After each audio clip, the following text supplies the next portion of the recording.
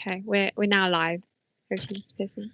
Okay, well, I'd like to welcome to today's meeting of the Environment and Transport Overview Scrutiny Committee. As usual, this meeting has been broadcast via the County Council's website and will also be available for viewing after the meeting, which I think is excellent, and it's good transparency. Due to the current situation, this meeting is taking place virtually, with members of the committee along with officers presenting reports joining online. Can I please ask that all members and officers have their microphone on mute until they wish or invited to speak? When you are speaking, please also turn on the video on. Please can you make sure that you use the microphone on and off as well. That helps the signal. And we will also now go through to introduce yourself. So could we start? We'll try and do alphabetical order. Over to David. Good afternoon, everybody. David Bill here from Hinckley. Mr. Bolter. Bill Bolter. Did you broke off there? Could you do that again, Mr. Bolter? Bill Bolter, South Wixton and Wixton West. Thank you. We didn't want to lose you. I lost your voice there for a minute. Dan? Good afternoon, Chairman. Dan Harrison, Ibstock and Appleby. Thank you. Okay, Max? Max Hunt, Loughborough Northwest. Jonathan? Jonathan Morgan, Loughborough Southwest. Les? Good afternoon, Chairman. Les Fenimore, Cosby and Councilthorpe Division. James? Afternoon, everyone. James Poland from Sunny Syston Foss. And Janice? Thank you, Chairman. Janice Richards. Ward is Earl Shilton and part of Barwell. Thank you. And I'm Alan Pearson, the chair, and I'm from Melton West. And it's the sun is shining again. It's blue skies, but it's a bit chilly. Okay, we'll go onto the agenda. We go straight on to point 1, page 514 of the agenda. These are the minutes, meeting held on the 3rd of September. I think we all agree they're accurate and correct. Have we got any? We all support that? Yes? Just nods of the head, are quite happy with that. Question time. I have received no questions from members of the public. 3 questions asked by members under the standing order 7, paragraph 3, 7 in 5. I've received a number of questions from Max. Some of the questions and responses have been circulated to members of the committee earlier this week and even earlier this morning, I think. I will be taking these as read. I would like to remind members that no discussion is to be held on these. Mr. Hunt submitted supplementary questions which have been circulated to circulated members. Thank you. And I think Max is quite happy with that, Max. Yeah. Yes, I am indeed. Yeah. And it's always good to get questions, and it's always already appreciated. Agenda item number 4, to advise of any other items which the chairman has decided to take as urgent elsewhere. No, I've got no notification of any urgent items. 5, declarations of interest in respect to the items on the agenda. I don't think we've had any declarations of anything on the agenda, so we can move on. Declaration of the party in accordance with the Overview and Scrutiny Procedure Rule 16. Do members have any declarations? I think we haven't any. Presentations and petitions. This is under Standing Order 35. There are no petitions. With all the following items, can I please ask the members to allow officers to present their full reports before asking them questions? I'll control that the best I can, as you know. To indicate that you have questions, please unmute your microphone, and I will call upon one at a time. You know you've got the hand situation on this system. Use them if you can, or just wave, and I'll keep my eyes on you. To ensure everyone has their say, I will finalise by calling the members to ask if they have any further information to add. So let's get started. Let's go to agenda number 8. This is the first on the item. It's the Environment and Transport Annual Performance Report. These are pages on the report 15 to 44. and these are in the agenda pack. We now will go to Anne Carruthers, who is Director of Environment and Transport, and will be presenting these items. Are we being joined? I think we'll be joined by Andy Brown, Team Leader in the Operational Support Services, and Jason Watson, Team Manager Business Services. Can we go over to you, Anne? Thank you very much, Chair. Yes, indeed. This is our annual performance report for 2019-20 for Environment and Transport. Just a quick overview. We have had 12 indicators have seen improvement, 12 have remained the same, and only 4 have seen decline over that year period. I'll focus on just some of the highlights across the dashboards at Appendix A to the report, if that's all right, Chair. So moving to that, the ones I'd highlight, we'll start in on the first page, the highway and transport ones. Average speeds in the peak hour, while they've remained the same and exceeds the target we have for that, the satisfaction overall with traffic levels and congestion has seen a decline slightly over the last year from 34 to 32%. And it's lower than comparable councils, as you can see by our quartile position, which is in the 3rd quartile. We are, however, doing well in satisfaction, as you'll see, with cycle facilities and footpaths, and we're in the top quartile for both of those. In terms of road maintenance, and members are familiar with this because we have had discussions at various times at the Scrutiny Committee, the trend is maintaining as per those discussions. While we're in the top quartile for A, B and C class roads, we are beginning to see more roads fall into that category of requiring maintenance. For unclassified roads, the situation is slightly more exaggerated, and we're not meeting our target, and we're seeing an increasing need to consider for maintenance, and that has risen to 16% and doesn't meet the target of 13%.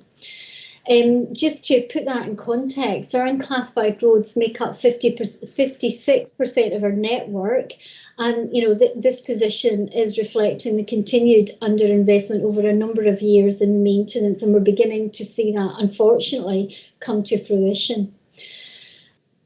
Despite that, on page 2 of the, if we move on to page 2 of the dashboard, then you'll see that the overall satisfaction with the condition of highways has improved, which is positive. Obviously, our residents out there are seeing the network out there positively, and that's increased from 29% to 36%, and we are in the top quartile of that. So that's quite a positive one for us. CO2 emissions from transport, that has improved as well, and we're in the 2nd quartile against our comparator authorities. Not such a positive picture, however, for buses and satisfaction levels.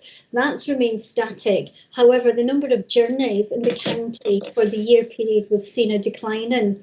That's gone down from 13 million to 12.6 million, and in the 3rd quartile.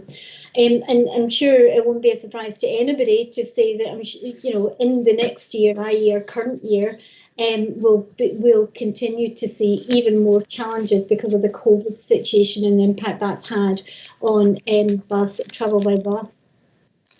If I move on to safety now, again, the committee is quite familiar with our safety because we bring separate reports to you on this.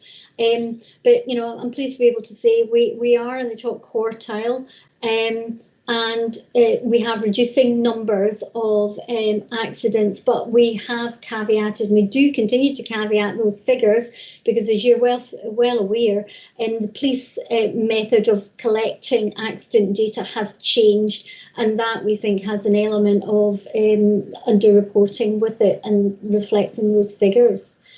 If I move on to waste on the 3rd page of our dashboards, household waste per household, the amount of household waste per household, and percentage sent for reuse, recycling and composting, that's remained static, and is in the 3rd quartile. And while there's a small improvement on the percentage sent to landfill, it's still missing its target, and it's in quarter 4. And again, we have discussed some of the reasons around that at scrutiny panels before. The final page is a positive story on emissions, as you'll see across the board. There's lots of positive stuff there. We've got a continued reduction in CO2 emissions from the council's own operations. That's a 5% reduction. And similarly, we've had a 4% reduction in emissions from LCC buildings. So all good news there. Same for street lighting and traffic signs. We're continuing to see a decline as we have over time.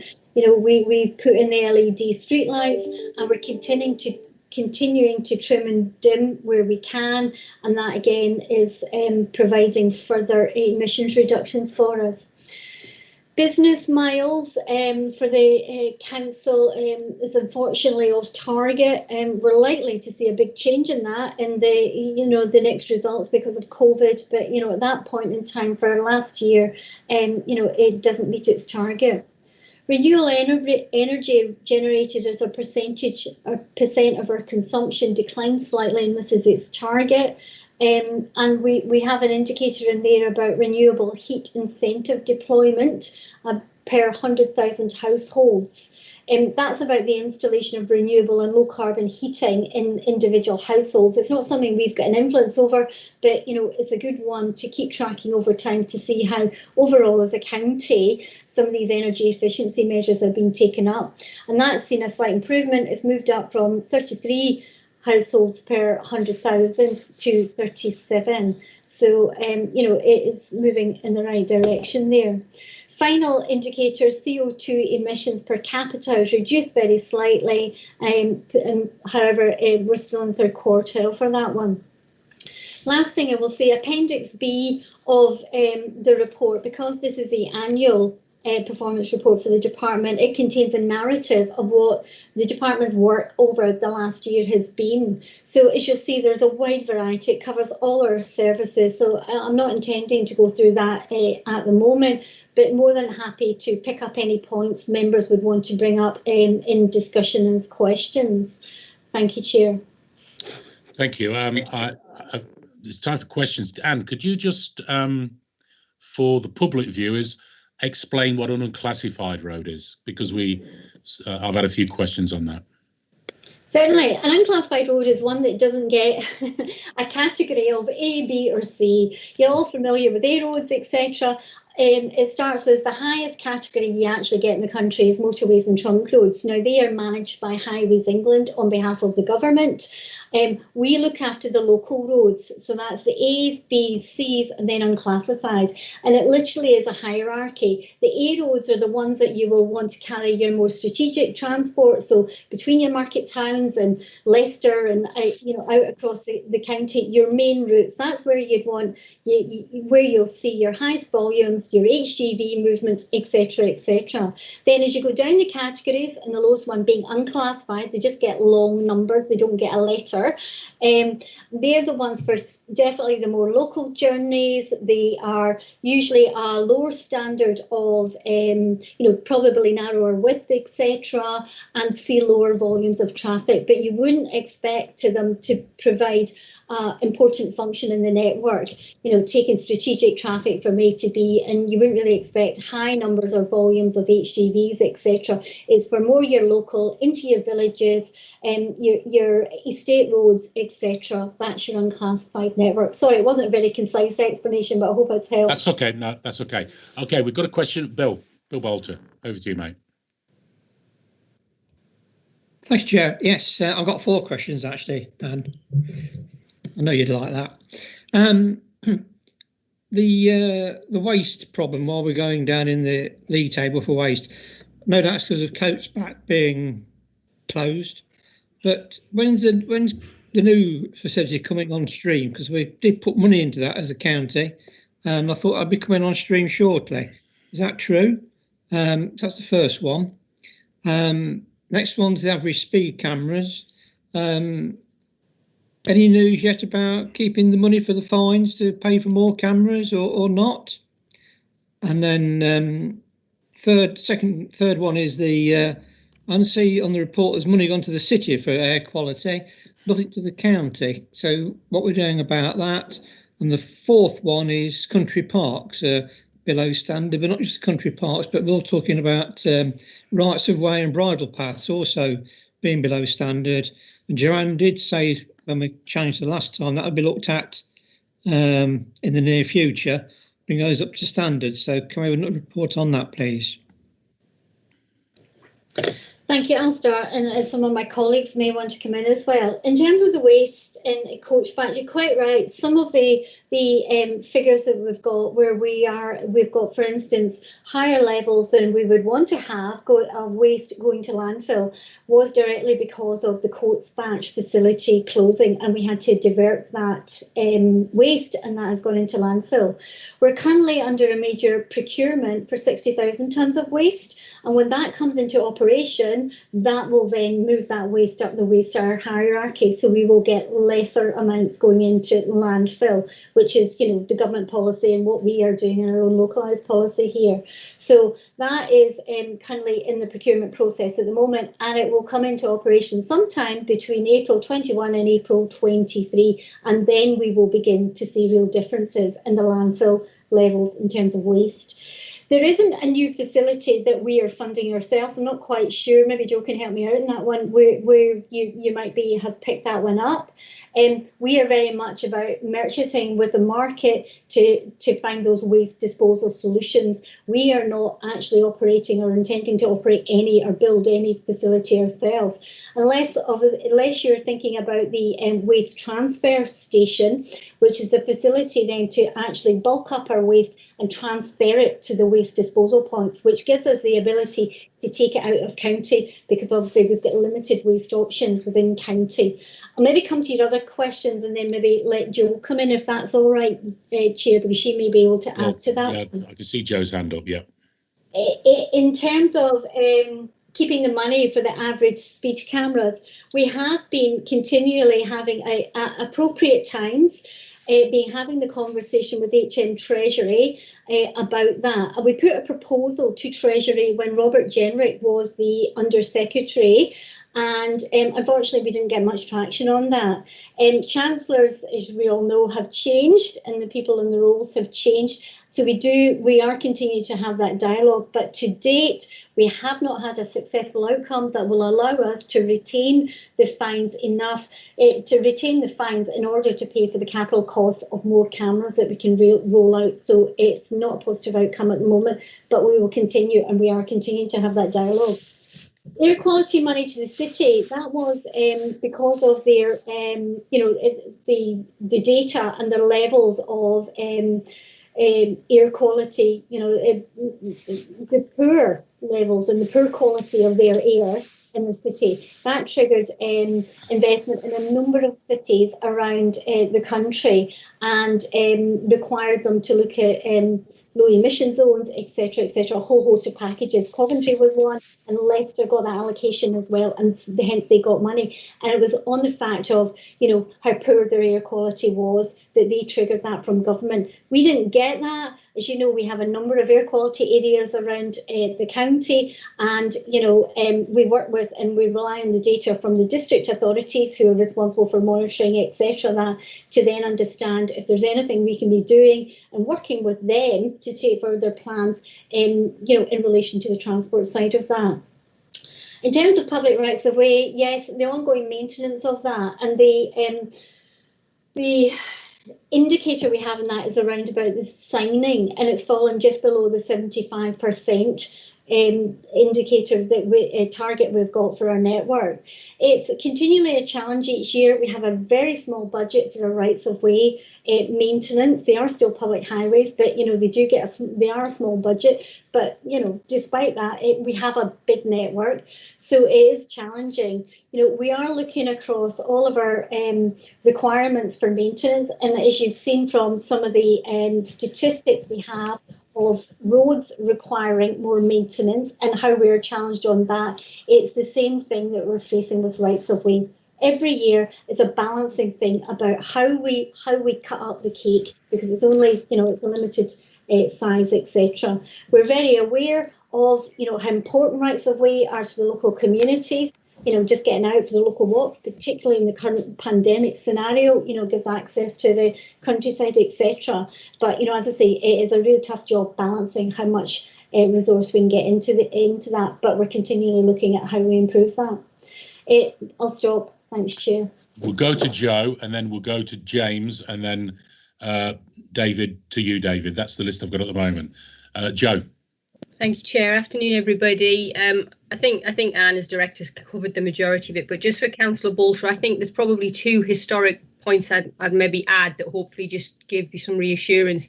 It might be, Councillor Bolter, that the facility that you're thinking of, that was the new facility that we sort of invested in, was the fact that we took a share option in Coventry's energy from waste facility. And I can't sort of publicly disclose sort of the details of what that share option contains, but what I can assure the committee is that we are increasing our tonnages into that facility in order to ensure that we're going to bring that indicator down. We know that energy from waste, getting a product as opposed to putting it into the ground, is better than landfill. And the procurement that Anne mentioned, the 60,000 tonnes, is also looking for a non-landfill solution. So we will, through a combination of those factors, definitely see that indicator improve. It's just a timing issue. The only other thing I'd add in relation to the last point as well is Councillor Bolter has definitely challenged me in the past to go away and look at an old indicator around the condition of our local wildlife sites. And obviously it's sort of linked to rights of way, country parks, that whole biodiversity network. We have an intention on the forward plan, I think it's for March of next year, to bring a newly developed biodiversity and natural capital plan to this committee to scrutinise, because we acknowledged some months ago that we were potentially investing effort, or a lack of effort, arguably in the wrong strategic location. So we've been looking at putting that together, and that will come to the committee early next year. Thank you. Okay, thank you, Joe. James. Thank you, Chairman. Yes, the point was that the council bought some shares in this company. I didn't mention where it was for obvious reasons, and I wanted to make sure that our money was being well spent, and it's still ongoing. Thank you. Thank you, Bill. James. Thank you, Chairman. My question's around the recycling sites, or household waste and recycling, whatever we call them officially, about the system that's in place in terms of the booking the appointments. I was just wondering how that's going. I've used it myself a few times, and I've got to say it's because I live in Durmaston. I sometimes use the city ones, and sometimes obviously can book in at the county, and we are streets ahead of them in terms of not having to wait outside. But my question really is this: have we thought about removing the limit on the number of appointments that can be booked? Because some people obviously might not use it that regularly, other people might need it more, and as we're going into the winter, I'm guessing there'll be less sort of garden waste and so forth. Is that something we've looked at? Is that something that would be possible? Thank you. Chair, would you like me just to come back on that? By all means. Thank you. Yeah, Mr. Poland, the booking system, I know it's arguably divisive. It has its supporters and critics, but certainly with what we expect to happen going through the winter, it's a really, really beneficial tool to manage the flow through the sites. It will ensure that we don't need to close sites completely. It means if we have issues with resourcing, we can slow the flow down or speed it up. Just on the point of sort of increasing access to appointments, when we first started it and we put it in haste, we limited it to 1 appointment per fortnight. We are up to 3 in any fortnight period at the moment if somebody needs it, so they can certainly access it. And there is arguably always capacity in the network at the moment. I think we've had just over 250,000 bookings through the system since we introduced it. So people are getting used to how to engage with that system and setting up their account to be able to do it. So I'm hopeful that it gets easier. We're also exploring other opportunities like on the day booking. You have a need that day, and can you simply just get access to the site if there's capacity? So we're trying all the time to simply make it easier for residents to access our services and use the booking system. Yes. No, absolutely. I mean, as I say, I was I'll be honest, and I think members will know, I was somewhat sceptical when it first come in. But having experience of Leicester's tips, where literally, I mean, it took me over an hour to get near to the entrance, and that, not an exaggeration. So, and then compare that with the experiences at Mount Sorrel, which has just been a complete breeze. I am now a latter-day convert to the booking systems. It's just really that question of how many can you book, and do we need a limit effectively? Yeah. Thank you, James. Thank you, David. Thank you, Chairman. This will, and can I refer you to page 30 of the report, please? And you made a reference then to average speed cameras. Now I know we're going to have a discussion on this later on this afternoon, but you raised it's interesting that this is actually in italics in the report. So I think this must. So I think you are drawing this to our attention, and you actually mentioned in your introduction that the County Council had asked Mr. Jenrick for progress on the request that the fines be retained and reinvested in a further rollout. I think it's disturbing that the county hasn't had a reply to that letter, and I think that we should renew our efforts. So can I suggest as an action point that the exchange of letters that we've had with Mr. Jenrick is circulated to members here today, and that we renew our urge for a rollout. This is, as I mentioned this morning, this is an issue which is impacting on all of us who have had concerns about speeding, and I think we need to maintain the pressure. Thank you, David. Janice, over to you. You're next. Thank you, Chairman. My issues are on page 31, parking enforcement. Parking enforcement, could I ask who to contact with parking enforcement issues? Is it County Council or the Borough Council? As there seems confusion on this issue on who to contact. Thank you, Chairman. Thank you, Janice. Anne? The CEOs, the civil enforcement officers who actually enforce the restrictions, are employed by the district councils on our behalf. We have a parking partnership.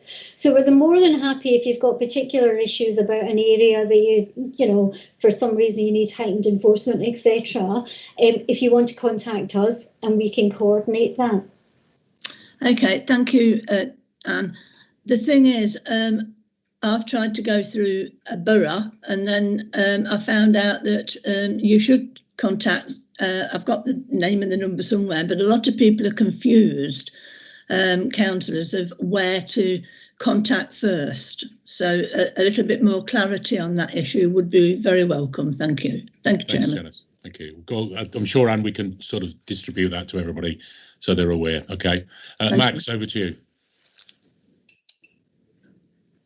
Microphone, Max.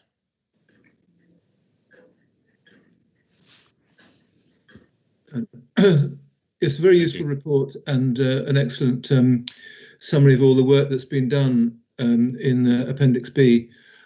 I also support the booking system for the waste sites. I think in time people get used to using it, and it enables us to manage demand, as Joe said. On the very first performance indicator, we're talking about the average speed on A roads, which I assume is the proxy for congestion. And I just wondered whether that was a satisfactory way of assessing congestion in and out of our county towns. It may work for the city, but that's, congestion is probably the most frequently talked about aspect of transport across the county. Thank you. Okay, thank you, Max. Any comments there, Anne? I'm sure we could have a long debate on that. Yeah, I would agree. In some ways, there's probably a million different ways you could do that. Congestion is, I wouldn't say entirely elusive, but you know, it builds up quickly and it can go quickly. We'll have the ones where every single day there'll always be a queue, and they do tend to be the A-class roads because they are the busier routes. There'll be the radials coming into the market towns, etc., that kind of thing. But we all know there'll be off that non-A-class roads, the Bs, the Cs, even in the unclassified at times, there will be times of congestion. But actually, to be able to monitor that across the network is extremely challenging. We probably just couldn't. This is actually a national indicator via the DFT. You know, it's compiled via the DFT as well. So, you know, in some ways, it helps us be comparable with other areas. Although, you know, absolutely accept you could consider it a bit of a blunt tool, and you know, but I think it would be very, very difficult to get anything we felt, actually, this is far more accurate, because I just don't think you can do it with, you know, the level of resources we've got. I was just wondering, if I may, Chair, that you know, many of the congestion points are the B roads or even lower classified roads into A roads. So, for example, if you're trying to get onto the A512 from Shepshed or from Loughborough, you might have to wait a long time on the Leicester Road or the Schofield Road or the Snelsmilk Road lane. And that's where you would feel your congestion rather than on the A. Once you're on the A roads, often the traffic can be well managed. Okay, good point made. Okay, thank you, Max. Just over to Cabinet Lead. Trevor, are you there? Would you like to comment? Thank you, Chairman. I'm really pleased with the rural speed reduction, but we'll come on to that in a bit. And equally pleased, of course, with our general performance in extremely challenging times, as well as COVID-19. Really super team, Chairman. I'm not going to say really anymore, but that they've stood up and really done extremely well on this, and it's challenging, but I think we're there. Thank you.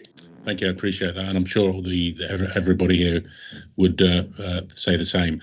Okay, well, we'll finish that agenda item. We now will move on to agenda item 9, and this is page 4558 of the agenda pack, and this is the Highway Capital Programme, and it's over to Anne again. Thank you, Chair. Yeah, as you say, this report updates the capital programme as a result of a review and subsequent changes due to the COVID situation, and reflecting our ability to deliver on that capital programme and the increasing financial challenges we as an authority are facing. These changes that we're about to go through have been reflected in the MTFS, the revised MTFS that's been recently approved by Cabinet. Paragraph 9 of your report onwards covers the major schemes in our capital programme. And if you'll allow me, Chair, I'll just briefly run through each of these just to give you an update, a very quick snapshot update of where we are and where that scheme is as a result of this review.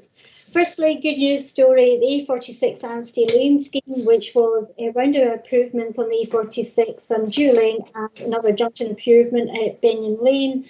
That is completed on site, so that continued the whole way through the pandemic, and it completed successfully in July.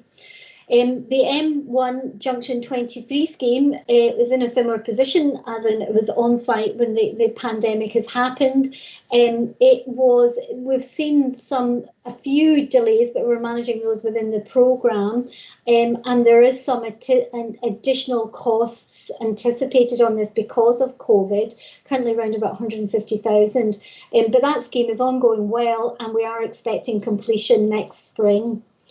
The A511, A50, which is a major road network project, it's still in its development phase. We achieved development funding from government, about 1.3 million to develop that scheme up, and we haven't heard about our actual bid for the full funding for delivery of that scheme. It's around about 49 million in total for that scheme. The work is ongoing. The only delays really are about site surveys and carrying those out. We will be going for planning permission next summer for that. However, it's very much in progress. In terms of the Melton Distributor Road, the northern and eastern section, no real impact, full steam ahead. Early site works will start next year and completion in financial year 23-24. So good news there. You're probably aware of the Melton Distributor Road, the southern section of that. HIF funding is secured and ongoing work with Melton Borough or cost sharing and match funding is happening, but development work is going on in the background as well on that one.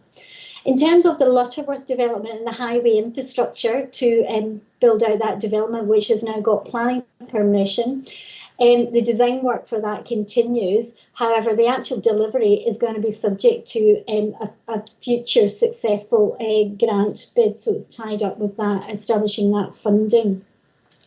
We have a scheme in Ashby Road, Colville, which is revising the traffic canons out there and updating that. That was paused due to COVID, but it's now programmed to start on site next spring, and it will be delivered out after that. Zoch Bridge, we're currently looking, this is one of the schemes because of our funding position and where it was in the programme. We're now looking at alternative ways to deliver on that improvement to reduce those costs. And that work is ongoing, and we will update the committee on that as we firm up on that. Hinkley Junctions, that's improvements to junctions in the middle of near the Hinkley Hub. A number of junctions there to deal with capacity, reduce congestion, and money from through the National Productivity Infrastructure Fund. That was delayed due to COVID. And partly COVID, but partly it did take us quite a long time to acquire the land necessary. That's now happened, and it's now scheduled to be on site next spring. There is a residence parking proposal with that. That is a standalone part of the scheme. We've been out to consultation, and we're in the phase now of considering and looking at that consultation response as to if and how that is implemented. Desford Crossroads, the design and development work's ongoing. However, we've still got a funding gap on that. So again, delivery will be dependent on plugging that gap. And last one I'll mention, Castle Acres at Foss Park. This was a major upgrade to traffic signals down there, and I'm sure you appreciate extremely busy area. Potential to have significant disruption. Actually, we took the advantage of lockdown and really accelerated that work. So we were doing it when there was less traffic on the network, and that scheme has been completed. I'll move on briefly then to our capital maintenance programme. We've reviewed that programme of works, and we did that at the start of the pandemic because we wanted to take into account our revised working processes to make sure that the social distancing and how we then operate is reflected in how we could deliver throughout the year. The only programme that wasn't undertaken this past year has been our surface dressing one, and that was basically because we didn't feel confident we could deliver that and operate social distancing adequately and therefore protect our workforce and the public, but also because the lower traffic. You'll be aware that the first few months of lockdown, we saw a 60-70% reduction in traffic. One of the key things about surface dressing is you need the traffic to keep running over your treatment, i.e. those chippings to embed it. And if you don't have that, you're not going to get as an effective a treatment. So we took the decision not to deliver the programme this year. In terms of funding from government, they announced a transport infrastructure investment funding stream. And what this did was actually bring together a number of separate schemes, mostly existing ones, such as pothole funding or highway challenge funding, etc. And they put them into one funding pot, which in some ways is much more efficient, streamlines it for us, less effort of bidding into different pots, etc., and keeps things simpler. We get an allocation of £10.2 million for this financial year. We had already budgeted for 700,000 through the pothole fund. So really there was a net addition of 9.5 million into the highway maintenance programme, which was really, really good news. And we are hopeful from things that government have said that they will continue that type of allocation in future years. And, as I say, we've seen in our earlier report, with the performance indicators on our network, because of that decreased funding, literally we've seen about 10 million less per annum between 2009 and 2019. This kind of additional investment is much needed. I just draw your attention to the graphs on page 50 that show the network deterioration for different classes of roads. And if you look at the unclassified one, which is the bottom right-hand one, and as we said earlier, that's over half the network is unclassified road. What you're seeing there is by 2033, you can see the increase in percentage in the either moderate poor or very poor. That's like, as you're going redder, those classes, the higher levels of road that fall into those classes, which means they're going to need maintenance. So we are facing quite a challenging situation in terms of our network condition. I'll also highlight footpaths. I mean, something that I'm sure as members you get a lot in your post bags about. We've seen very little investment in that in the last few years. We just haven't been able to fund it. And consequently, the percentage needing maintenance has increased from 7% in 2015 to 21% now. We have only been carrying out safety critical works recently and no general maintenance. And just in a wider backlog and the challenge we face, we have 108 major maintenance schemes, and they're valued at just under 20 million that we know we need to be delivering. We have a 12 million backlog in patching works, of which 4 million we consider to be high priority and isn't funded. So you'll see it as a fairly stark picture. So while 9.5 million additional is massively welcome, it's still to an extent the tip of the iceberg. Thank you, Anne. Yes.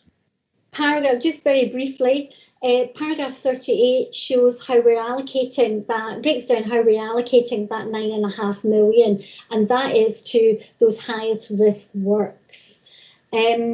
Final point I would just draw to your attention, we did also receive just under 5 million of maintenance challenge funding, and that's going to 3 major maintenance schemes, one in the A6 in Market Harborough, one in the A426 in the Blady Bypass, and a couple of locations in the A47 in Hinckley. So again, good news, and they will be delivered in this financial year. So overall, COVID has brought increased financial challenge to the council as a whole, and on top of what we can see is already difficult funding position, and for our highways maintenance in particular. We have, however, seen some additional funding come in from government, which is really, really positive. And as you see there, we're targeting that our highest risk areas. That was all. Thank you, Chair. Thank you, Anne. Janice. Janice, you got your hand up? No?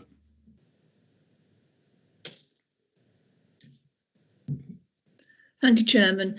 I'd just like to thank Anne and her team in these challenging times for bringing all this issues that are going to be dealt with, hopefully, in the spring. And I'm really, really pleased to see the Desford Crossroads is in the report, because as Anne knows, I've complained many times about this area, having witnessed so many accidents there. So, and I'm also pleased about the Hinckley Hub. We'll hopefully get underway next year. But I do thank you all for the hard work that you have done in this challenging time. So thank you, Chairman. Thank you, Anne. Thank you, Janice. Bill, over to you. Yes, Anne's answered a bit of it, a lot about the footpaths, deterioration of the footpaths. It's rather upsetting because now people are using the footpaths more down the COVID crisis rather than the cars. Footpaths are important. But really, the point I want to raise is about road lining.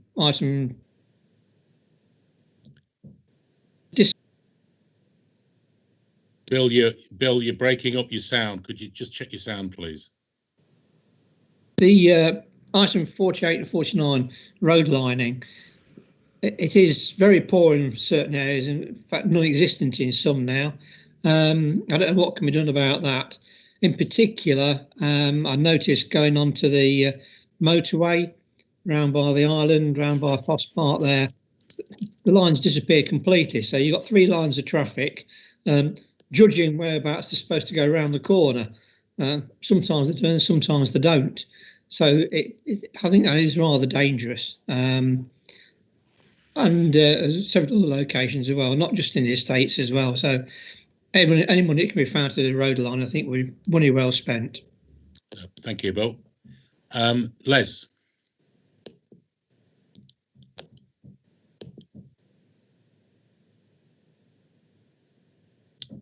Les, your microphone's off. You're asking me to multitask, Chair. Take my hand down and turn the microphone on at the same time. Well, you've done it, so well done. And it's a broad brush question, really. So we are still setting sums aside to investigate a potential for Junction 20A. I'm looking for a nod. Yes, yes, yeah. As always, planning, infrastructure, all those other good things. It's a fluid environment at all times.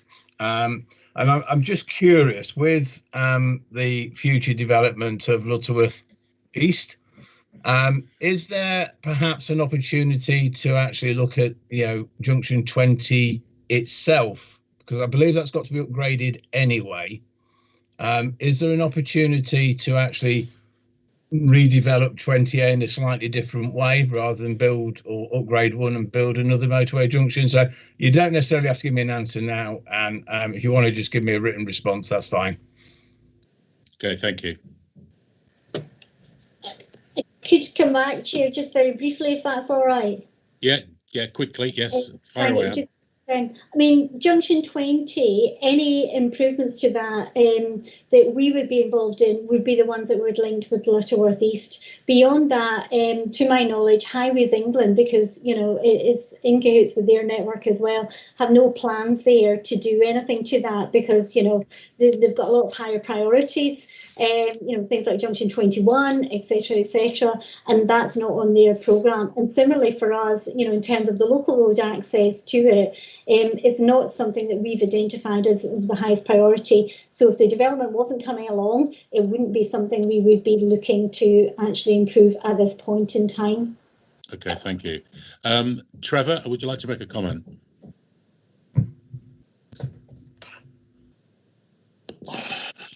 Got it. Good. Thank you.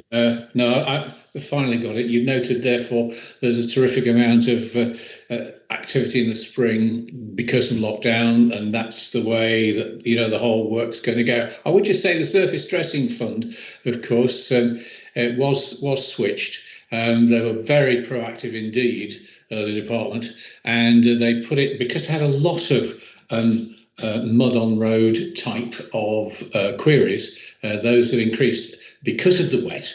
And we can't get away from the fact that it has been extremely wet, and they've done gully surveys, and so through across the whole of the county. So that's much better in terms of being able to allocate work. And I'd just say that road lining, I'm with you on that, but because the white lines don't stick very well, and you can't put them down very well when it's hissing it down with rain. It is terrifically difficult. So that's that's a little comment there for you, but I know it's a priority. Thank you, Chairman. Thanks, Trevor. Just for the sake of continuity, could Janice, could you take your hands, and Dave, Bill Bolter, could you take your hand signal because they're on now still? Yeah, good. Janice is off. Dave, do you still? Bill, do you want to ask something again, or can you take your hand down? Yes, I didn't see anything in the report about bridges. One of contention to me is the one on Stonesby Avenue, Alston Lane in Wixton, joining Leicester. The crack in the parapet is getting wider by the week, and I'm getting rather worried about it. I know it's a bit of joint responsibility between rail track, is it, and the county, but the county has done repairs on there before, so I don't know who's taking it up. If somebody could look at that, I'd appreciate somebody looking at it again and seeing what we can do before it falls into the railway or something horrible. Okay, thanks, Bill. I always thought it was the Network Rail's responsibility of the bridges, but sometimes I'm not sure about the joint work, but I'm sure Anne will check that up for us. Excellent. Okay, I think we've done that agenda. I can't see any more questions, so we'll move on. It's nice to get a question about train bridges from you, Bill, not from David. But we'll we'll question that some other time. Okay, we move on to agenda item number 10, which is pages 59-72 of the agenda pack, and this is the Community Speed Enforcement Initiative, item 10, and that goes to Ian. Are you there, Ian? Hello, Chair. Yes, can you hear me? Yes, loud and clear, thank you. Okay, thank you very much. As I'm sure members, speeding is a great interest to our communities, and the disruption and antisocial nature of it across, and so it's very pleasing to be able to update Scrutiny on where we currently now sit with the Community Speed Initiative, which has been to Cabinet last week for approval for expansion. The outcomes of the Community Speed Enforcement Initiative have been extensive, and as per the paragraphs, and I won't go through all the data, I shall let you peruse that at your leisure, are in paragraph 16, detailing how the sites were selected and the results of the various trials we've been undertaken. This data has been really important, though, because it's really helped us show the impact and how we will inform future site selection, which, as I'm sure members will be aware now that we've got permission for 7 new sites, will be of great interest to many of our communities and many of the members who might want to put things forward, and I'll come on to that in a moment. As members are aware, only too well aware, speeding traffic, it's a blight on all our communities, and it's only the police that can actually enforce speed limits. What we're doing here is helping supplement them with equipment to help undertake that role. In June 2019, the police introduced a community concern site as a category for their enforcement, for those sites that don't actually have an accident record but are blighted by speeding. These sites traditionally would not meet the criteria for core mobile or static speed cameras as set down by the Department for Transport, but they do get enforcement by the safety camera team within Leicestershire and Rutland, which is where the police operate across. Broadly, a police community concern site, and I know members will find this interesting, is a site where 50% of all speeds are over the National Police and Crime Commissioner's threshold. So, for example, that's 35 in a 30. Now, that seems very high to have half the traffic going above the level that the police enforce. But I think it really shows you the level of speeding and the antisocial amount that's going on across our communities that the police are having to, across the country, agree that's the criteria where these community concern sites will come in. It is a blight. Sites identified as community concern can be visited at least once every 6 weeks. So the highest priority sites are getting the most attention from the police, as in detailed in the police's enforcement strategy for their mobile speed enforcement. Recommendations that were approved by Cabinet are to develop all necessary work to implement an ongoing programme now of community speed enforcement initiatives with the police to support their existing work, including the introduction of new average speed camera sites in line with the criteria set out in paragraph 44 of this report, and associated consultation with local communities, and I think that will be very important. It should be noted that the proposed criteria mean cameras will not be installed in communities with a perceived speed problem, i.e. data confirms that less than 50% of the traffic exceeds that National Police Crime Commissioner's threshold. And the reason for that is, as we will only be able to fund 7 additional sites, and we already have over 100 that have been raised, 100 sites that have been raised already by members over the period of this trial, we do need to prioritise, like the police, on where these cameras will be going. As with previous traffic calming programmes, it's anticipated that you as members and your communities, parishes, and those areas that don't have parishes will get many requests for cameras to be installed. And as was submitted by Councillor Richards in a paper to Cabinet, where she detailed several sites within her area, if agreed as it has been, and this is what we'd like coming back, we will develop, and we are at the moment for our members and our communities, some really robust communication about how the sites can be nominated for consideration, the criteria on how sites will be selected so everyone can understand that, and how we will work with communities to deliver initiatives before the cameras come in to see if the speeding problems can be dealt with beforehand. We will be communicating that out to members across the next month or so, and this will also include details of those 100 or so sites that we've already had on record, so members know which ones have already been considered. So once we have developed that communication, this will be coming out via all member bulletin, and then we'll be able to take any questions back at that time, and hopefully it will be helpful for you. We anticipate with the programme of sites being developed by spring 2021. That's when we'll be able to then start doing the data collection for those and narrowing down from the hundreds I'm sure we're going to get requests for down to the 7 sites that will be first implemented. And after the introduction, as I say, of those traffic calming measures next year, we'd see the first of those new camera sites being rolled out at the end or the beginning of 2022. At the moment, the existing sites that we have will stay in place for next year. But as it details in the report, we will then continue to review all sites, and any site on a 2-year programme could be moved to new additional sites. So we will have the equipment for 14 sites around, and we will continue to assess those and move them where appropriate with consultation with communities around the county, so everyone can get the benefits of this enforcement. Okay, we will need to continue to work through the existing Leicester and Leicestershire and Rutland Road Safety Partnership, and that's how the speed cameras are managed with the police in Leicestershire. And we have developed associated memorandums of understanding to finalise the operational details with the police. And that's very important because, as I say, it's only the police that can enforce. And finally, as has already been mentioned today, we will continue to lobby HM Treasury on behalf of the County Council regarding the reinvestment of revenue generated from speeding offences. I think I've often heard, why can't the bad boys and girls who speed pay for the kit? And I think that's a point that we will continue to make well. So what we'd like is comments back from members of the committee so that the director, as we develop the schemes over the coming months and the information going out, we can feed that into that development. Thank you, Chair. Happy to take any questions. Thank you very much. David. Yes, thank you, Chairman. Yeah, this subject has been well rehearsed, hasn't it? I was just thinking, I'm now coming up to my 40th year on the County Council, and speeding across the urban roads was an issue which I took up right at the beginning, and I've not managed to crack it, but I would just like to crack it before I finish on the County Council. The problem is, it is not the fact that some drivers go at 35 through a 30-mile-an-hour limit or 45 through a 40 limit.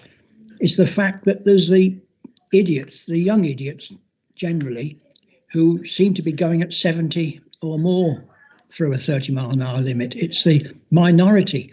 And it's the minority who are ruining it for the majority. So we need a more focused system which manages to zap the idiots and not just those of us who occasionally are in a hurry. Because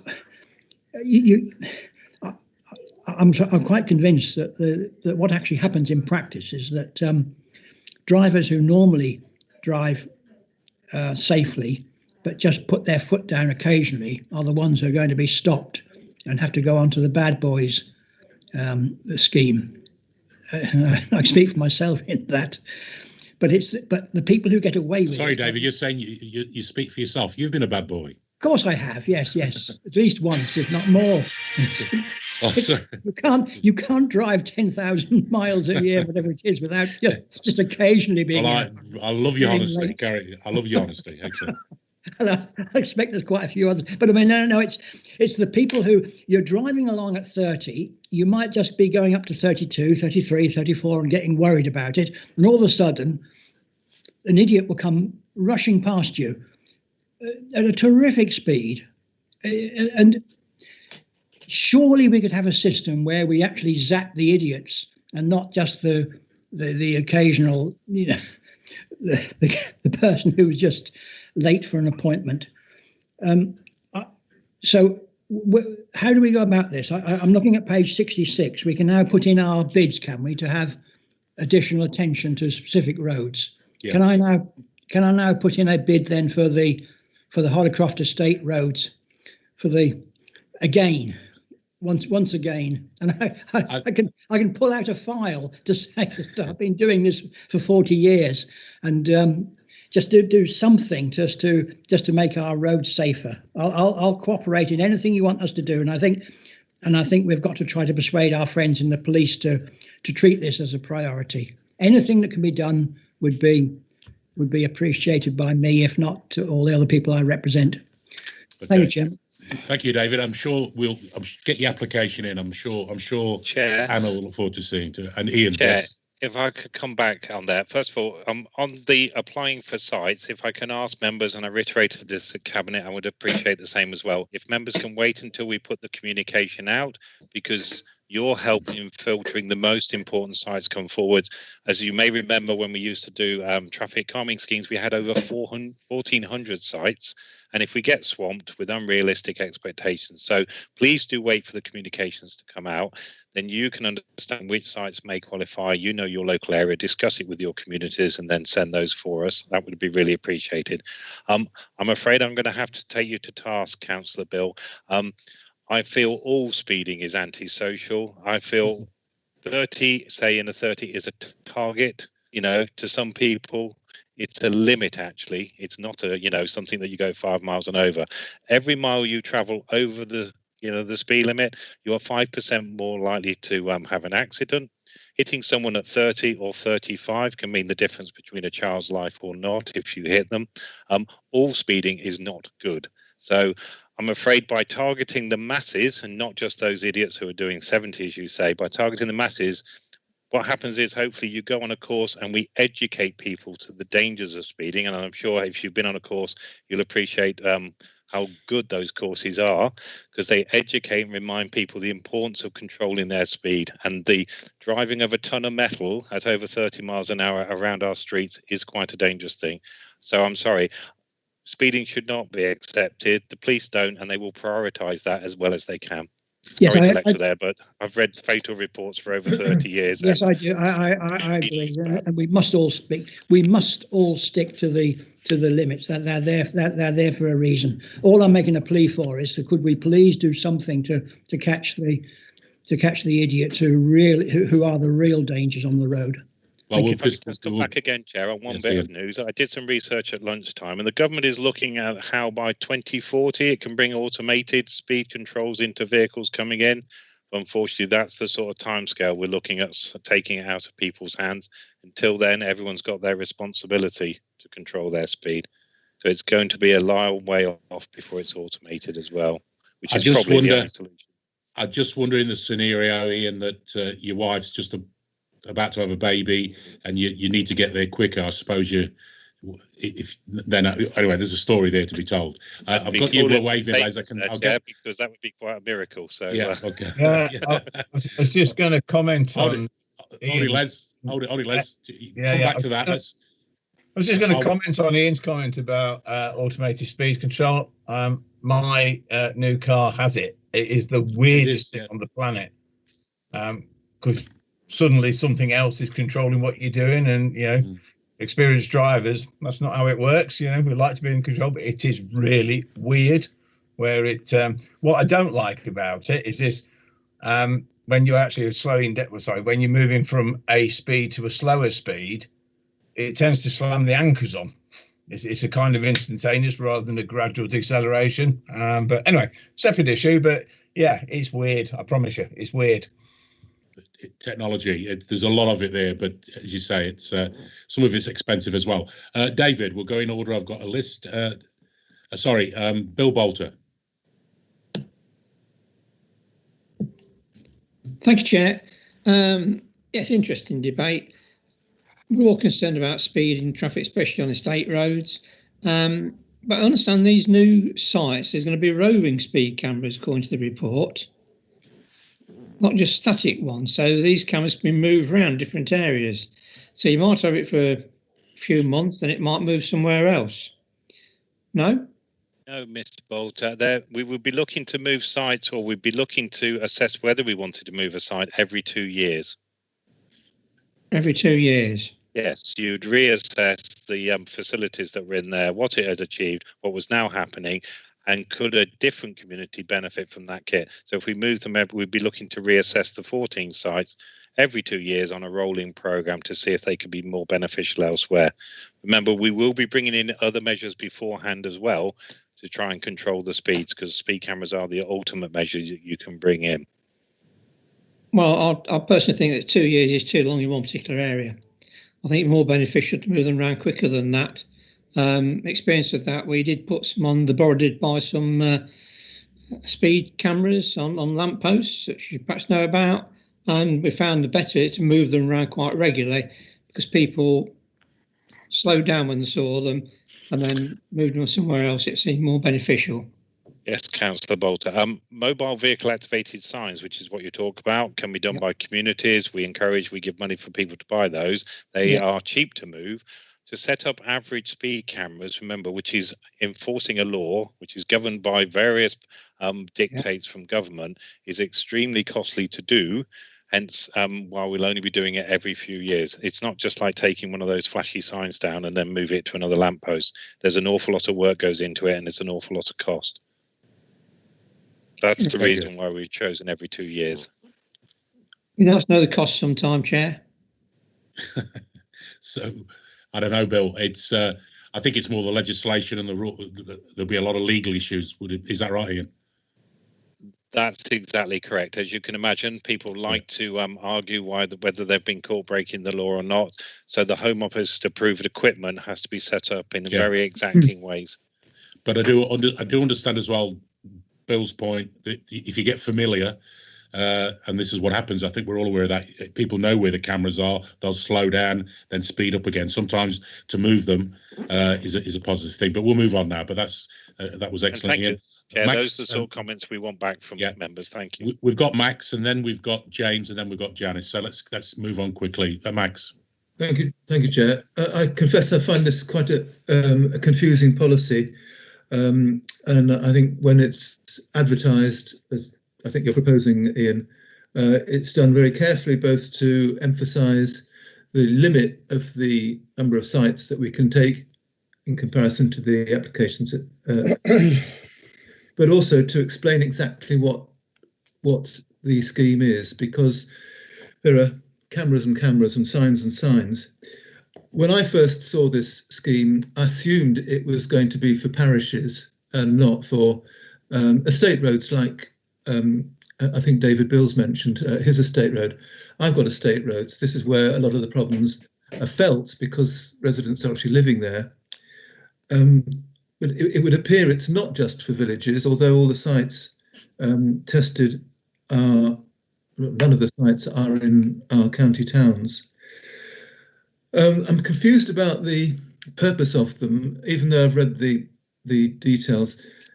It's primarily an evidence gathering tool, not designed as an effective warning sign, but it is an effective warning sign whilst it's there. But there's a confusion to me and no doubt other people over what its function will be, because evidence gathering is all very well if we can then apply the necessary measures, would be they signs, traffic calming, road closures, whatever.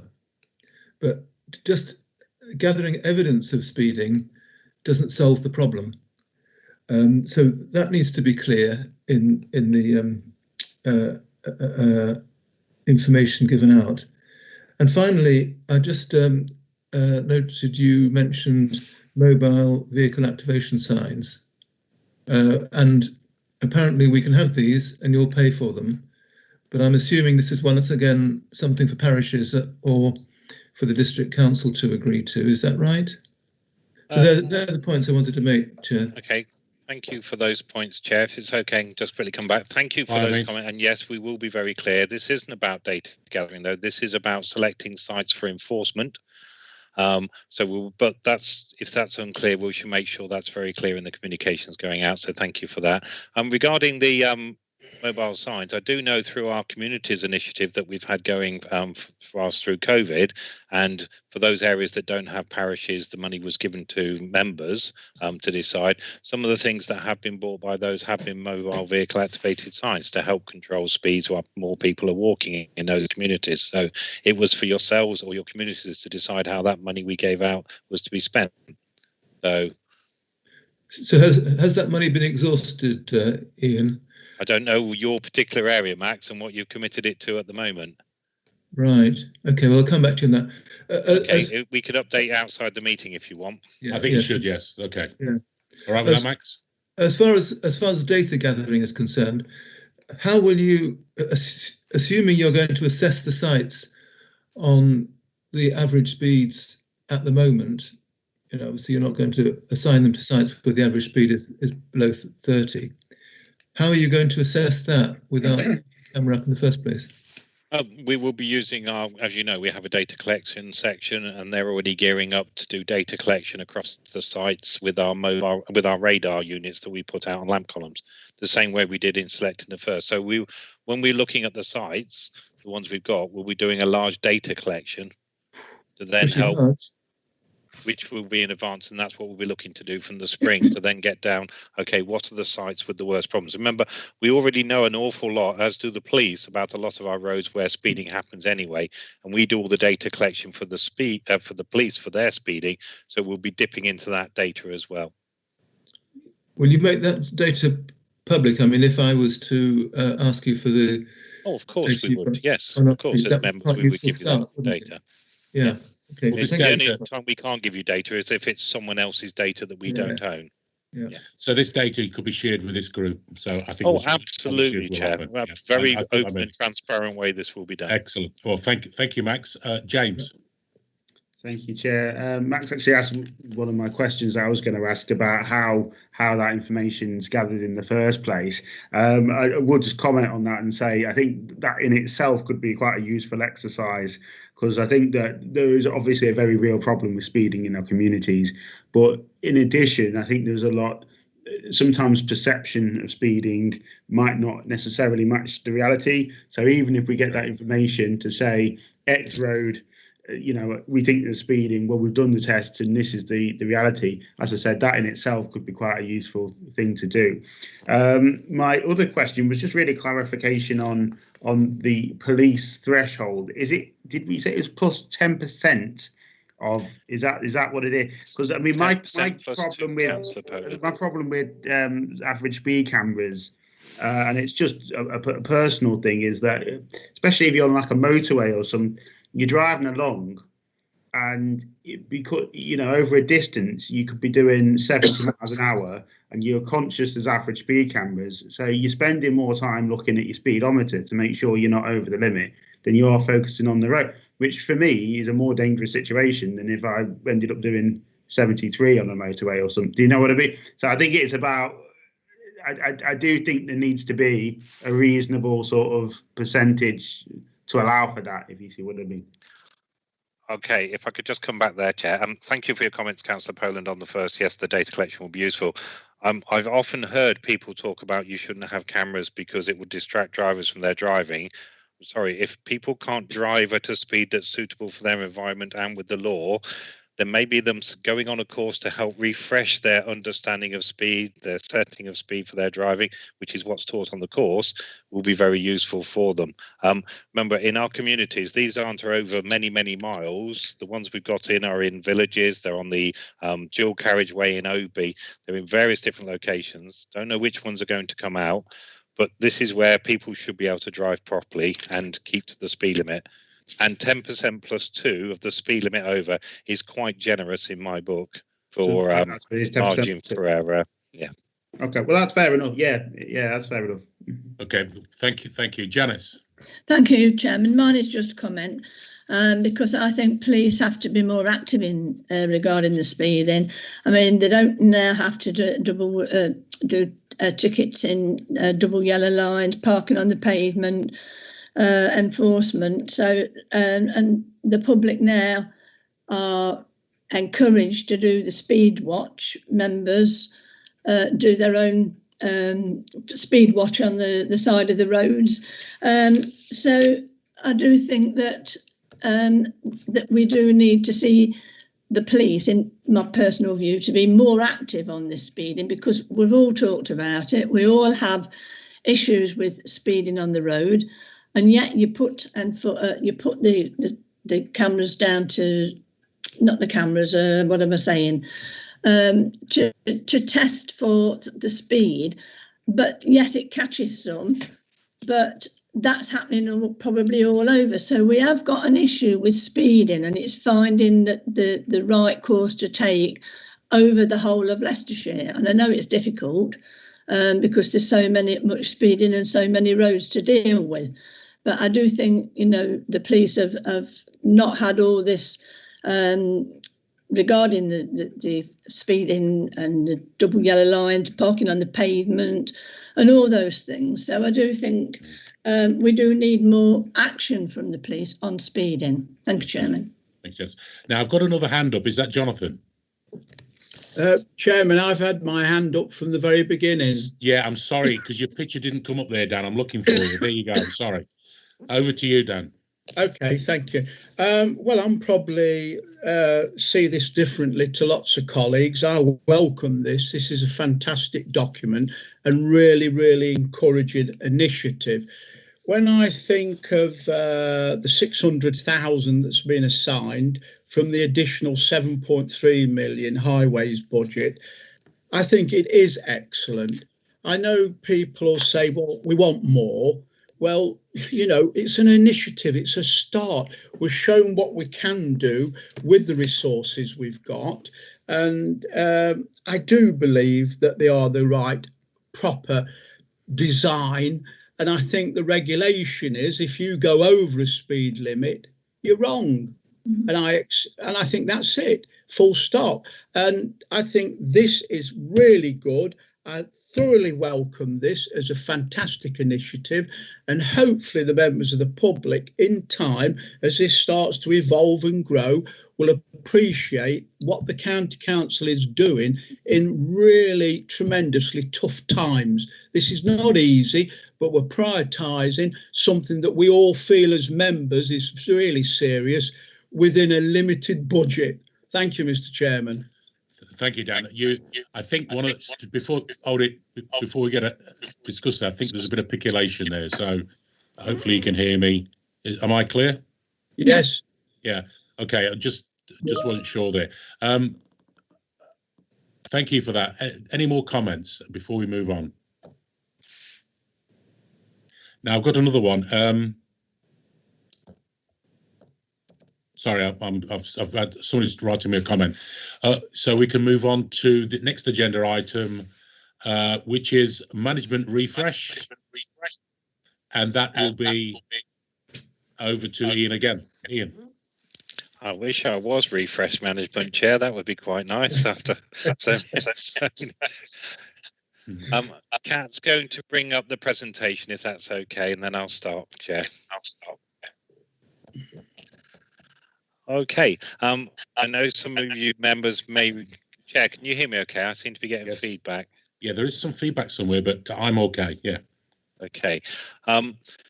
Those members who might remember when I was coming round several years ago now, explaining what the new network management plan was, I think it was 5 years or so ago, around the old highway forums. It's time for it to be refreshed. So, and I think I can take control, can't I, Kat? Okay, I'm just waiting to take control, Chair. Hold on. Oh, sorry. I thought I was accepting. You might just try and take control again. Okay. Oh, this is like the Chuckle Brothers to me to you. You should just be able to click through it now. Oh, there we go. Okay, so the network management plan. As members know, and we talked some about this already with the director's presentations earlier, the network plays an important role, just looking at it across there in Leicestershire. But it's not just for driving around, it enables many, many things to happen. Homework, leisure, education, the economic environment and what we're doing. However, with our decreasing budgets, various challenges, never has been a more challenging time to have an efficient and effective road network. And it's not just for the movements of private cars and goods vehicles, walking, cycling, public transport have really come to the fore, especially in this year. Yes, we're working good.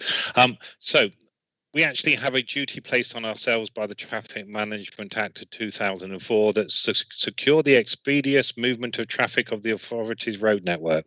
Basically, that's, as I always think in my head, make it work as well as you can to get as many things moving as quickly and as efficiently as possible.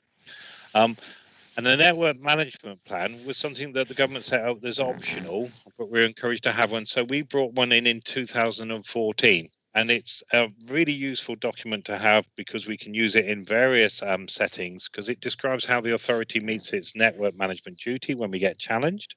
It reflects the positive work we're doing and sets out our plans for further work to support the network. And it acts as a really high-level policy document for day-to-day management activities when people say, why are you doing what you're doing in the way you're doing it? I'm sure you've all read it from cover to cover, and that's why we decided to refresh it at this time. So, although national legislation remains the same and it not changed, the network management plan, like myself, does need a refresh, mainly to reflect some of the cultural, current and future challenges that we've got. Growth pressures on the network, I know, is something I've heard members discuss on many a scrutiny meeting over the last few months. That's really putting a pressure. The financial pressures you heard the director talking about. And I think our customer expectations on what they would like to see from our network, be it walking, cycling, being on a bus, not sitting on a B road waiting to join an A road. And we have other new local and regional national priorities that are coming out as well on how our network is being used in that regional economy as well. Plus as well, we have a number of activities and actions and ourselves and our partners have been doing to manage our road. Many of you will remember the highway permit scheme coming in, and we brought reports back here, which have shown how we've managed to control down the number of roadworks that have been happening by various people on the network, which really helps reduce delays. We've had far more events happening on our network now, people wanting to do things on the network and use it. Parking is quite a key, and as I heard members saying earlier, we've not had any increase in parking on the road, so but there are more and more cars, but also how we're encouraging less use through encouraging sustainable travel and dealing with unplanned incidents on the network. As we know, we've had many unplanned incidents, be it a water main bursting, be it the gas main going and the network utility company having to go in, or it being a very unfortunate incident like we had in Birstall, for instance, where we might have an explosion. There are many incidences that can happen. So, whilst we're not radically altering the document, it is time for us to refresh it. So there are a number of emerging themes that members have also been talking around, and I think it quite sums them up nicely there with the pictures. Our agenda for carbon and the environmental agenda has really come to the fore since this document was produced. So it's not in step with our ambitions there. As we've seen over the last 5 years, flooding and the resilience of our network to winter and flood is becoming more and more of a problem we're having to deal with. New technologies are coming online. We're on the cusp of what will be happening with electric vehicles and other technologies. Also, we have far more development happening all the time in Leicestershire, as members have often talked about, and how we deal with that. And also, we have other major impacts going on, such as HS2 network and how that 10-year program would impact on our network. And then recently, we've had how do we deal with things like COVID-19, the pandemic, what happens on our network and how it can cope with facilitating everyday life still carrying on. So in line with recent policies we've been developing, we'll take the network management plan and now split it into a high-level policy and strategy, which will set out, those high-level things we wish to do. We'll then have the network management plan underneath, which will describe the activities in specific that we're trying to do and set out a number of other supporting principles. That way, when you can be more responsive on changing the network management plan without having to go through a whole strategy change, which can sit at the top and usually not need changing as much. So the network management policy and strategy, we, as I say, separating into those, and it deals, as it did before, with the challenges we face, the legal content we operate within, the wider local and regional national policy content, and we've seen a lot of change from government on that around walking, cycling, public transport, electric vehicles, and so forth. And I'm sure we will also have automated vehicles coming soon into this, and it will provide that broad objective. Again, we're not radically altering where we are on the strategies, but we will be more responsive for things as they come in through in the plan as the pace of change picks up.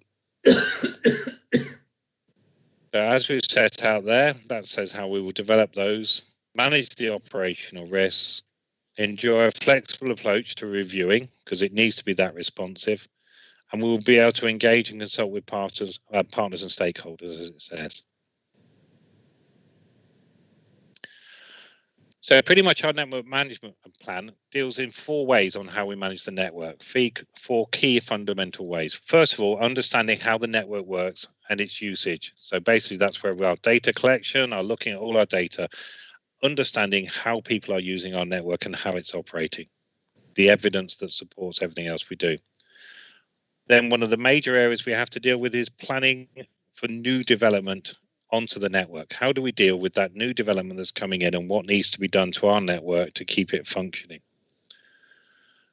Then we have our highway management function, how we deal with planned events. And as everyone knows, roadworks, even though they're coming down, are becoming more and more as our utilities are changing their infrastructure. But we also have severe weather events, traffic collisions, flooding. When we get those big rainstorms, we can have 130 odd or so roads closed at one time, and how we get that information out. And then also traffic demand management, how we are dealing with and encouraging less people to be on the network or to use it in different ways at different times to be more efficient. So those 4 key principles are still the same. So key changes that will be incorporated, as I've set out there, I'd just like to pick out, I think really important, we'll be developing our proactive approach to engagement, working alongside members, parishes and local communities, because they are a great source of intelligence, and utilising our highway management system to gather our intelligence of the network and how it's working.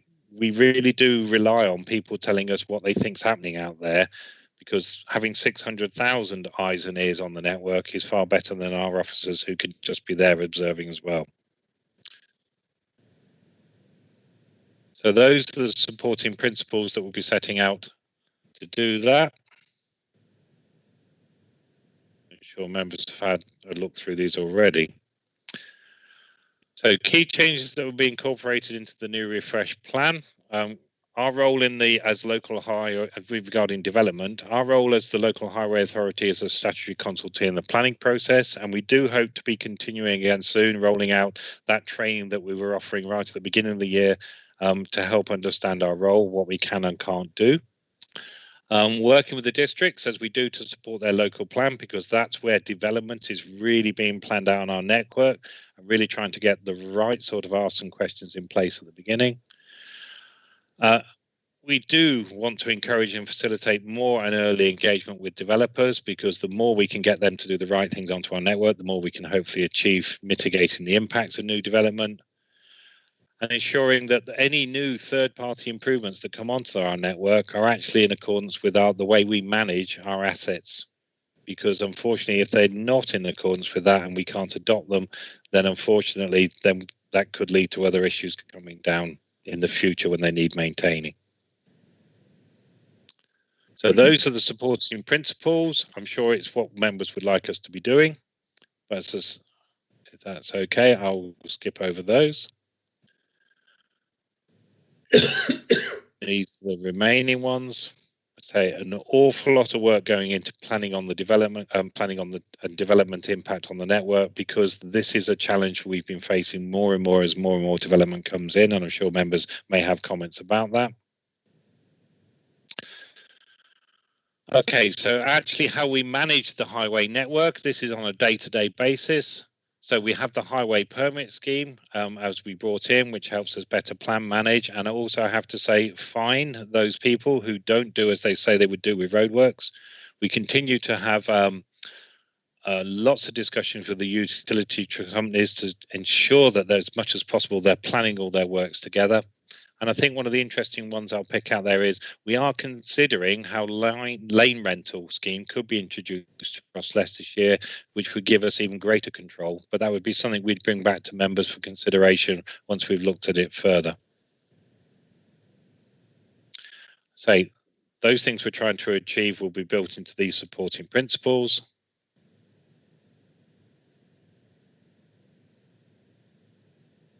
These are the following ones in. And then finally, we've got the traffic demand management, something I'm very keen in and have been for some time. Our current network and how we used it, we've seen some really interesting just over the last year. And sometimes when you get such a big thing and a key pivotal moment as COVID-19 happening, it does give opportunities, as we've seen, where you can actually alter people's behaviour. Encouraging more walking and cycling brings many benefits, but for ourselves managing the network, actually having less traffic on it as we had in the lockdown periods meant we were able to not have to invest so much in improving it. And of course what we've seen is then people have moved away from using public transport. More and more people have come on to then using their cars, which has led to an even bigger problem. How lorries are managed around our communities, although many years ago we had a major program of controlling our roads with how lorries are moved around. As people are ordering more and more things and as more and more development comes into Leicestershire for distribution, making sure that our lorries and how they move around are managed is equally as important. And I think the main part there is also the possibility of increasing the size of our network. No one really likes to be thinking about building new junctions or roads, but as you've seen from the previous report the director gave, where we do have those pinch points, where we do have that big investment coming, we are also seeking to install quite a few £100 million worth of new infrastructure to meet with the demands of the growth that we're having. I think quite exciting over the next few years will be the use of new technology as well, and how we can better control the traffic with our signals. So that will be encapsulated again into these key supporting principles. And all of this then will be coming into an action plan where the actions that we want to take forward will be monitored. And I would have thought members might be wanting us to bring back a yearly update like we do on others, on our casualty reduction and so forth, to let you know how we're getting on with managing ours and feed into the management of the network and any thoughts you may have. So the network management plan will be closely in line with our other strategic documents. It will also form part of any new developing local transport plan 4, and which I'm sure members will take great interest in. And we'll consider a review again in 5 years' time, but the action plan will be a living document. Thank you, Ian. Thank you. Okay, there's those key dates. What we'd really like, just to finish off, Chair, sorry, I know that was quite a long presentation. We will be circulating round to members soon the draft copy of the network management plan. Your comments we'd like to have fed back, which will be taken to Cabinet in December, and hopefully we'll be publishing the new network management plan at the end of the year. Subject to approval. Thank you, Chair. Ian, is this potentially, this document could be circulated to other district politicians for their feedback if they've got any ideas, or is it just for us to keep? Well, it's really just a light refresh on the current plan we've got there, so everyone could have fed back on the previous plans before. Yes. Obviously, if you see comments from your colleagues and get far more back, but we really want to see Scrutiny's comments back to take Scrutiny's comments to Cabinet on what is really a light refresh. Okay, I appreciate that then. Okay, we've got some questions. Something's happened on my screen, but I'll go as best I can. James. Thank you, Chair. Just a very quick question. What does lane rental mean? I've never heard that expression before. If that's okay, Chair, I'll come back. Lane rental is actually where people who wish to do roadworks actually have to, in advance, book and pay for that piece of road in order to come in and do their works. I visited Kent some time ago where they brought it in place there. It does generate an income that can be used back onto the improving the network as well. But what it really does, it really makes utilities think about, or anyone who wants to come in and do a scheme on a road, really think about, okay, I need to get my act together to come in when I've booked it and I've paid for it. So it really, incentivizes them to be even better. Oh, okay. So at the moment, do they just come along whenever they want and stay as long as they want? Depends if it's emergency. They for their plan works. They book in, they do their notices. They have a period, and you'll have seen some of those notice closures where they can be over an 18-month period. Do they start? Do they not? Do they? And we have the fines, which can be quite small. If they book the road, pay for it, and then aren't done, the implications are far harder on them. So we will be looking at that. It does bring in costs on having to run it, though. So we'll see the benefits of it. Thank you. Okay, Max, over to you. Yeah, thank you very much. Ian has got a talent for bringing reports to light, and in this case, I think has excelled himself. When I looked at the report, I was a bit daunted. So yes, I would welcome it coming back to the committee when we can see a little bit more about it. The question I had was simply about the reference to clarifying the relationship with air quality, and I wondered whether that's a joining up the air quality management areas to highways works and who's responsible for what, or something a bit more than we've done in the past. Thank you. Chair, if I can come back on that. As you'll know, Councillor Hunt, there's been much discussion at the Full Scrutiny Commission recently about air quality around Leicestershire. Excuse me. And members have made some really good points about, as you know, because districts have quite a function in monitoring air quality and bringing forward plans. Public Health have been leading on some work on air quality. And what we really see, as everyone knows, is traffic is one of the biggest contributors to poor air quality. So we're really working across public health, the districts, ourselves, through joint working to see how that can all be brought together to say, okay, what are the measures we could bring into a plan, such as roadworks, such as delays, such as an area that would really help air quality in the future.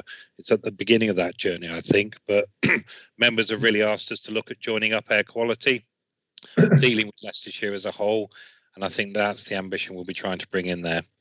Thank you. Excellent. Thank you. Now I've lost the hands up. I can't see it on the screen. I've got your pictures now. So just put your hand up, Les. Wave to me. Right, over to Les. Thank you, Chair. Ian, can I just bounce you back to slide 18, please? Because you've actually got a really important point in there that I'd just like to explore a little bit.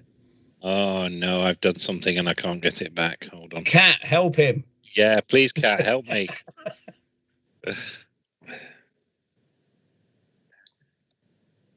You there, Kat? Can you do anything? Yeah, here we go. 18, please, Kat. Oh, I think I'm still doing it, or are you, Kat? You got control, I can. Okay. Which ones? Oh, slide 18. Hold on a second. Just going back.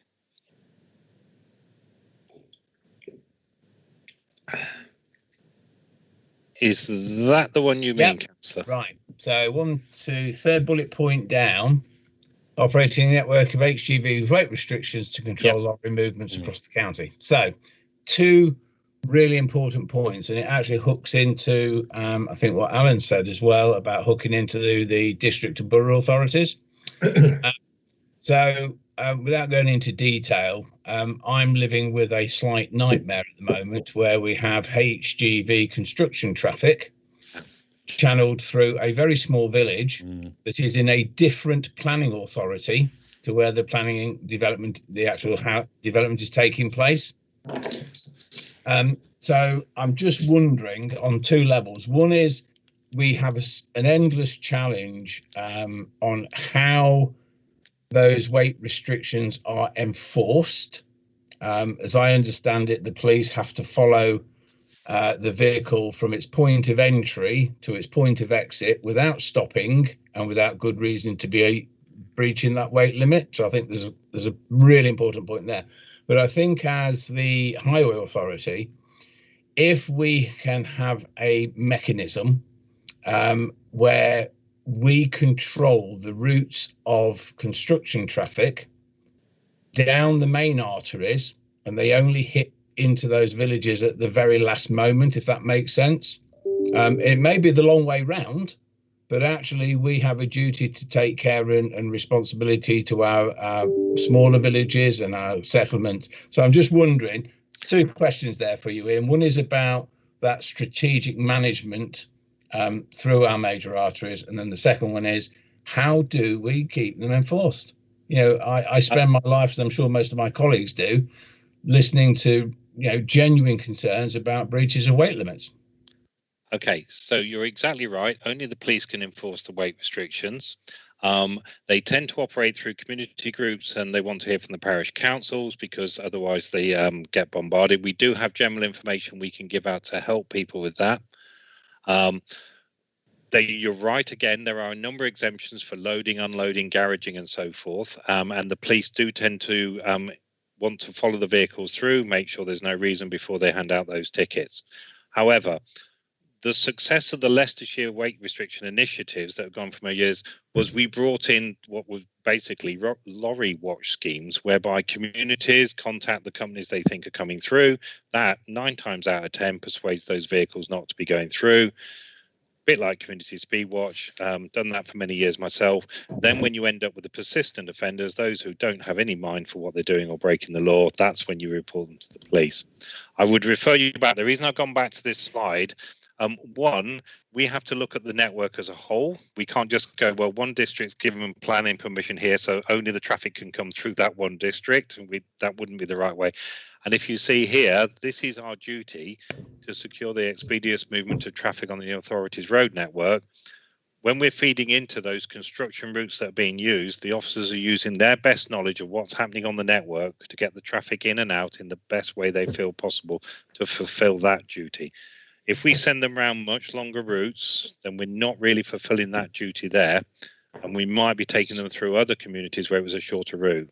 I understand when some communities don't want to have construction traffic coming through theirs where it's going to another village, but unfortunately we are constrained by our network at times, and we do have to then make those calls on what we think are the best routes going forward. Obviously, as you've done in your case, and I'm aware of this one, members will raise those ones with us. That can also be done as part of the planning application process when people are looking at construction routes where you feed in as well. But that's the time for getting those conditions in and what's happening then. But that is our duty there. I think, like everyone else, we would end up playing the merry-go-round of where the lorries have to go in order to not go past someone else's house. So yeah, there will always be winners and losers, as there were with our lorry controls we have in. We do try and keep them on the major roads. The issue is as well, Ian, there is diversions throughout Leicestershire. Sadly, we've got one side of the A1, the other side of the M1, and all you need is diversion. It causes chaos in all our villages, and it's a nightmare, and we can't control that. So if you have a system, then that's got to be a flexible system that relates to that. So it's difficult. It's a complex situation.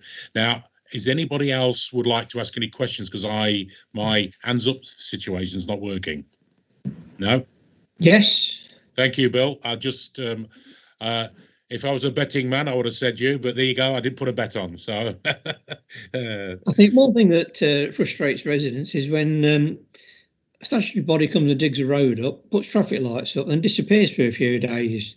Traffic lights are still there, causing the congestion. Residents say, well, there's nobody working, so why is it still here? Perhaps if lane rental might solve that problem. But it is very frustrating when it causes major blockage like it does on near me. So I don't know what we can do about that. The other thing is also that the road repairs by agencies aren't always perhaps as good as they ought to be. So we end up picking a bill, you know, a few months down the line because of the hole is sunk again. What can we do about that? The answer to both questions really is, if people see lights out there when they feel there's nothing going on, they need to report it to us as quickly as possible, because part of the permit system and the fines that we give out, it pays for us to have more inspectors on the network to better control. That doesn't mean we're not going to get people who, because often the traffic management is contracted out to another company, they'll finish the work, come along and pick the other stuff up, and we get another day's worth of delay. But The more we know about that, the more we can react to it. The same with if someone sees, and our inspectors are out there, but they can't be everywhere on every job, because you know how many tens of thousands of these we get a year. If someone sees a repair that they don't think is very good, once again, let us know, because we can step in and get them to do it again. It's about getting that information as quickly as possible to us, though. So please do report them through the customer service centre. Thank you, Ian. Ivan, Ian, any other questions? Because again, I'm struggling here. No. Okay, fantastic. Okay, thank you. That's an excellent report and very informative, and the slides were very informative also. This takes us on to item 12, which is the date of the next meeting, which, would you believe, is January the 14th. So, and that will be at the same time, 2 p.m., the same process. So I guess from a chair of this meeting, it's Happy Christmas this early, because I'm sure I'll see you again on other meetings. Trevor, would you like to add something to the discussions today? Very happy with what's happened. It's very tricky as far as what Ian is going to do, but it is absolutely necessary. And he's been at this a long time. I'm trying to be very careful. I was about to use the phrase "long in the tooth." He's not, but his experience is extensive, but it will be very good. Thank you, Chairman. Can I just finish off? Ozzy, did you introduce yourself? Because I don't think I introduced you at the beginning. Yeah, Ozzy O'Shea, Ratby, Gruby, and Field Head. And, excellent. Thank you. So just to let the for our public who are watching, Ozzy was is a deputy, or supports the cabinet, but also has got many years of experience in the police. Brings a lot of knowledge to this group as well. So we've got a lot of knowledge here and experience, which I think makes this committee a very good one and serves and works very well with the officers. So I'd like to thank you all. Be safe, and particularly in the lockdown, wash your hands, wear your masks, and take care. Be safe, everybody. Have a good evening. Thank you. Bye, everybody. Bye. Alan, oh yes, sorry. Somebody asking. Yes, it's Bill. Sorry, Bill. The government report on parking on verges, is that going anywhere yet? Because I mean, we have lots of problems with people parking on grass verges, and I wondered whether it's got anywhere yet, and will there be a report coming to us in the near future about what we're going to do and how we're going to do it? And could you get back on that later now, that since we've started closing the meeting down? We'll get on to that, Bill. Yeah, so I'll get Anne to respond. Is that all right? As I got you, I'll put it on the... No, I appreciate it. No, you can always, you know what I'm like. I'm chilled on this sort of stuff. I'm sure Anne will get a report. We constantly have that issue in Melton, by the way, verge parking. It's everywhere. We all know I get more phone calls on that than a lot of things, I must confess. So, Anne, could we just have a feedback on that later? I could probably just answer really quickly. Yeah. In my understanding, that was out to consultation from the government. So, there'll be a consultation. Yeah. The government will need to consider how they're taking it forward, and then we'll actually hear about it. My understanding is it's purely at the consultation phase. What normally happens in winter, and I'm sure this is why Bill's bringing it up, the verges are soft, we get the rain, and all you do is get the destroyed verges, mud everywhere, and it's a nightmare. But okay, we'll look at that report, Bill, and we'll try and have a chat about it. Thank you. Take care, everybody. Thank you. Bye, everybody. Bye.